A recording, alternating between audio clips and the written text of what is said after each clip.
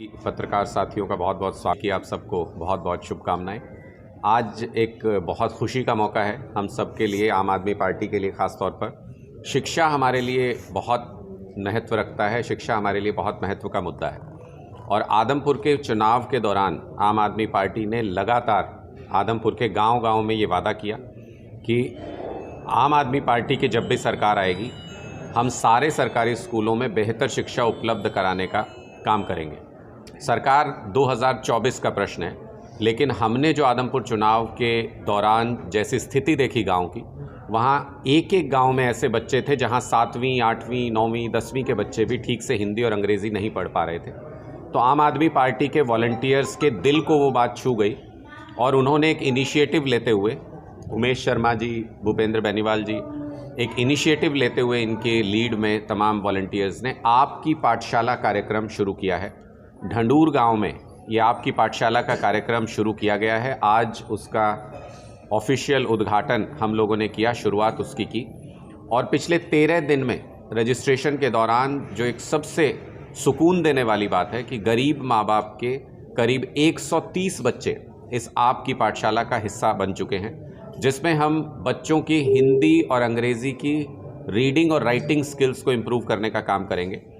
हमने जब इन सारे बच्चों को एंगेज किया तो बड़ा आश्चर्य होगा आपको ये सुन करके कि तीसरी से छठी क्लास के करीब करीब 70 बच्चे ऐसे थे जिनको ना हिंदी पढ़नी आती थी, ना अंग्रेज़ी पढ़नी आती थी, ना हिंदी ठीक से लिख पा रहे हैं, ना अंग्रेज़ी ठीक से लिख पा रहे हैं। और कुल मिलाकर 130 बच्चों की रीडिंग और राइटिंग स्किल्स का बहुत ही बुरा हाल था।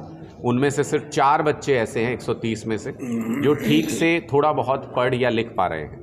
तो ऐसी स्थिति को सुधारने के लिए ये इवनिंग क्लासेस, इसको आप नाम दे सकते हैं, गांव में ही शुरू की गई है। गांव के ही जो पढ़े लिखे बच्चे हैं उनको गाइड के तौर पे एंगेज किया गया है, साथ ही हमारे ट्रेंड स्टाफ भी वहां पर रहता है। और इस तरीके का इनिशिएटिव लिया गया है कि कम से कम जो ग्राउंड वर्क है, इन बच्चों को पढ़ने और लिखने की क्षमता जो है वो डेवलप की जा सके। आगे आगे आपकी पाठशाला के लिए बहुत सारे और वॉलंटियर्स इंटरेस्ट ले रहे हैं। आगे हम इनको और भी गाँव में आपकी पाठशाला को और पूरे हरियाणा के अलग अलग हिस्सों में इसको हम एक्सटेंड करेंगे। जहाँ जहाँ वॉलंटियर्स इंटरेस्टेड होंगे, जहाँ जहाँ गांव के लोग इंटरेस्टेड होंगे, वहाँ वहाँ आपकी पाठशाला का बेस बढ़ाया जाएगा। कोशिश हमारी ये है कि 2024 के लिए आम आदमी पार्टी पूरे प्रयत्न में है कि हरियाणा के अंदर सरकार बनाई जाएगी।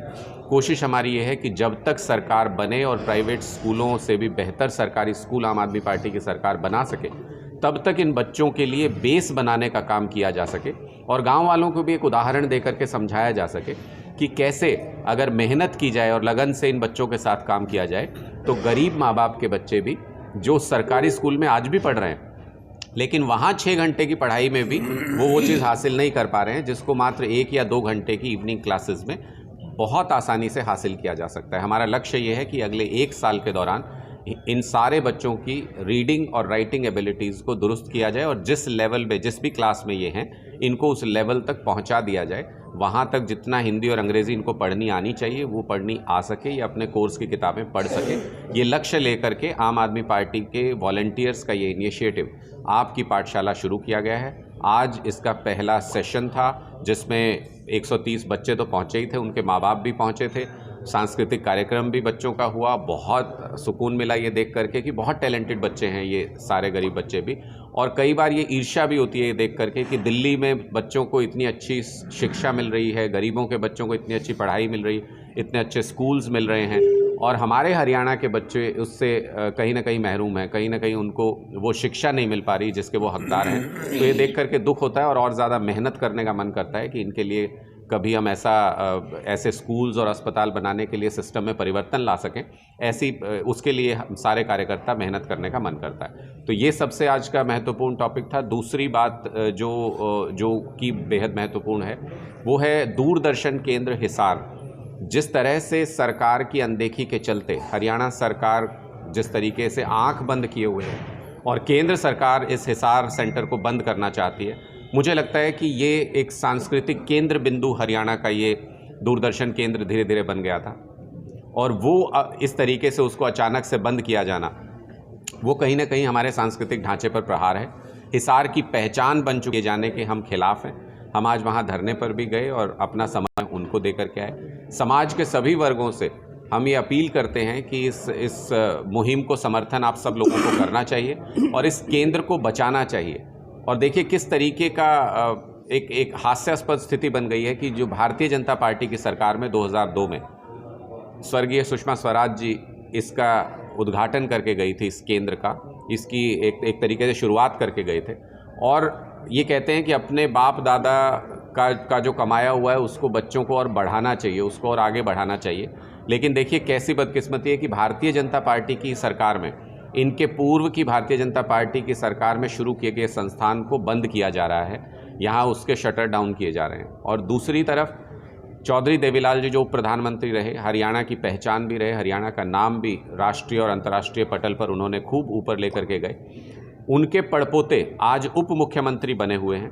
उसके बावजूद उनकी स्मृति में शुरू की गई ये संस्थान उनको समर्पित, इस संस्थान को आज बंद किया जा रहा है और वो चुप्पी साधे हुए बैठे हैं। तो सवाल ये है कि मनोहर लाल खट्टर जी जो ये कहते हैं मैं भारतीय जनता पार्टी की कोर विचारधारा से जुड़ा हुआ हूँ, वो अपनी ही पार्टी द्वारा शुरू किए गए संस्थान को बंद करने पे चुप्पी साधे हुए हैं। दुष्यंत चौटाला जी जो ये कहते हैं कि वो अपने दादा परदादा पर उनको गर्व है और उन्होंने बहुत नाम कमाया है और उसी विरासत को लेकर के वो चल रहे हैं, उनके पड़पोते होने के बावजूद अपने परदादा की स्मृति में ये जो केंद्र है उसको क्यों नहीं बचा पा रहे हैं, उसके लिए आवाज़ क्यों नहीं उठा रहे हैं, ये मूक दर्शक क्यों बने हुए हैं। और हमारी अपील है केंद्र सरकार से कि इस सेंटर को बंद नहीं किया जाए। ये हरियाणा की, ये हिसार की पहचान है। और सबसे दुखद ये है कि आज जब मुझे वहाँ बताया किसी ने, जब हम धरने पे बैठे हुए थे, कि जो हमारे स्थानीय विधायक हैं उनको जब ये बात कही गई तो उनको कहा गया कि उनको इस समस्या के बारे में जानकारी नहीं। तो बेहद दुखद है कि आप जो लोकल रिप्रेजेंटेटिव हैं उनको अगर इस समस्या के बारे में जानकारी नहीं। और मुझे पूरा यकीन है कि मनोहर लाल खट्टर जी को किसी ने गुमराह किया होगा, किसी ऑफिसर ने गलत फीडबैक दिया होगा, जिसकी वजह से उनको इस विषय के बारे में जानकारी नहीं दी गई या फिर उनको इस पर कुछ एक्ट करने से मना किया गया। मैं मनोहर लाल खट्टर जी से अपील करता हूं कि अब भी अगर मीडिया के माध्यम से आपके संज्ञान में ये चीज़ आ गई है, ये हरियाणा की सांस्कृतिक धरोहर है, बड़े बड़े सांस्कृतिक कार्यक्रमों पर बहुत खर्च करती है भारतीय जनता पार्टी सरकार, उसको इस धरोहर को बचाना चाहिए। और दशकों में ऐसे संस्थान मेहनत के बाद तैयार होते हैं, इनको इस तरीके से बर्बाद नहीं होने देना चाहिए। अब आप कोई सवाल पूछ सकते हैं सर। मूल विचारधारा में ये सवाल है कि हम शिक्षा के व्यापारीकरण के सख्त खिलाफ हैं और अच्छी और इंटरनेशनल लेवल की शिक्षा मुफ्त मिलनी चाहिए हर किसी को, ये हमारा दृढ़ संकल्प है। तो आपकी पाठशाला ठीक उसी मॉडल पर, ठीक उसी तरीके की विचारधारा पर स्थापित है।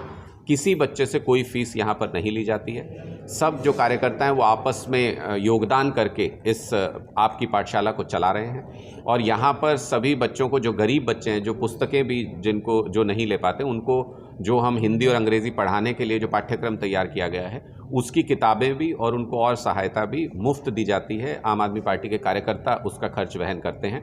और ये इसलिए शुरुआत की जा रही है ताकि पेरेंट्स को कम से कम फ़र्क पता लगे कि अच्छी शिक्षा मिलने से कैसे उनके बच्चे एक्सेल कर सकते हैं। बहुत सारे पेरेंट्स को, गरीब माँ बाप को ये लगता है कि ये पढ़ाई शायद हमारे लिए बनी नहीं है, ये पढ़ाई शायद अमीर लोगों के बच्चों को अच्छी पढ़ाई मिलती है, ये उन्हीं के लिए बनी है। तो हम उनको ये भी बताना चाहते हैं कि गरीब से गरीब बच्चे भी अच्छी शिक्षा प्राप्त कर सकते हैं अगर उनके पास वो साधन संसाधन उपलब्ध कराए जाएं।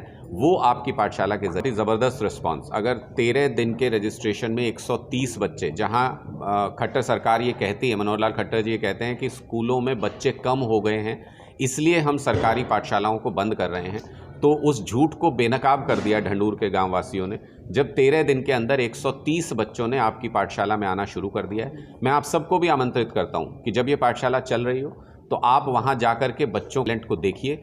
कम से कम संसाधनों में कैसे हम आज के दिन, कोई सरकार तो है नहीं, कोई बहुत बड़े संसाधन आम आदमी पार्टी के पास है नहीं, लेकिन कम से कम संसाधन में भी कैसे क्वालिटी एजुकेशन उनको देने का प्रयास किया जा रहा है और गाँव के ही पढ़े लिखे बच्चों को एंगेज किया जा रहा है, वो एक देखने लायक मॉडल है। इसको हम जगह जगह पर रेप्लिकेट करेंगे। गाँव, जहाँ जहाँ गाँव से इसकी डिमांड आएगी वहाँ पर हम इसको फुलफ़िल करने की कोशिश करेंगे। और मुझे लगता है कि ये एक रोल मॉडल बनेगा और कम से कम जो पेरेंट्स हैं, सारे संसाधन उपलब्ध होंगे और एक शानदार शिक्षा व्यवस्था हम बना सकेंगे हरियाणा के अंदर। ऐसे 70 बच्चे ऐसे हैं जो तीसरी से छठी क्लास के बीच में आते हैं और वो सामान्य ABCD को भी, क ख ग घ को भी नहीं पढ़ और लिख पाते हैं।